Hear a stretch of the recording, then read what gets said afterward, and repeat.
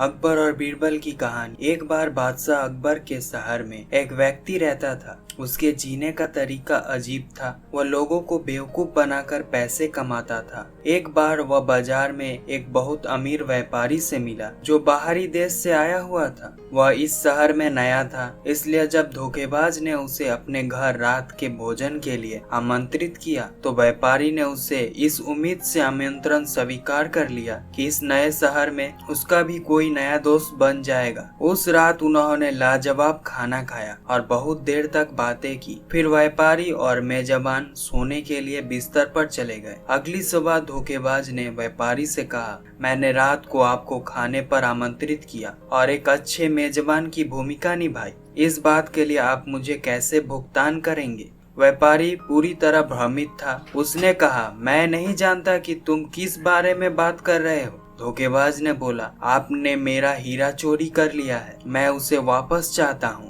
व्यापारी ने कहा, मित्र, मैं नहीं जानता कि तुम किस हीरे की बात कर रहे हो, मुझे बिल्कुल पता नहीं है। उन दोनों में लड़ाई शुरू हो गई। आखिरकार वे दोनों इसके समाधान के लिए अदालत में जाने को तैयार हो गए। बादशाह अकबर दोनों की कहानी सुनकर हैरान हो गए। उन्होंने बीरबल को यह मामला सुलझाने को कहा। धोखेबाज ने कहा, महाराज, मेरे पास गवाह है जिसने व्यापारी को हीरा चोरी करते हुए देखा है। बीरबल ने कहा, अपने गवाह को बुलाओ, मैं इस बारे में उनसे कुछ पूछना चाहता हूँ। एक नाई और दर्जी धोखेबाज के गवाह थे। बीरबल ने दोनों को अलग अलग कमरे में बैठा दिया, फिर उन्हें मिट्टी का ढेर देकर हीरे के आकार के रूप में करने को कहा। नाई ने अपने जीवन में कभी हीरा नहीं देखा था। उसके पिता ने उसे बताया था कि नाई का हीरा उसका उस तरह होता है, इसलिए उसने मिट्टी को उस तरह की आकार का दे दिया। दर्जी की माँ ने भी कहा था कि दर्जी का हीरा उसकी सुई होती है, इसलिए उसने मिट्टी को सुई की तरह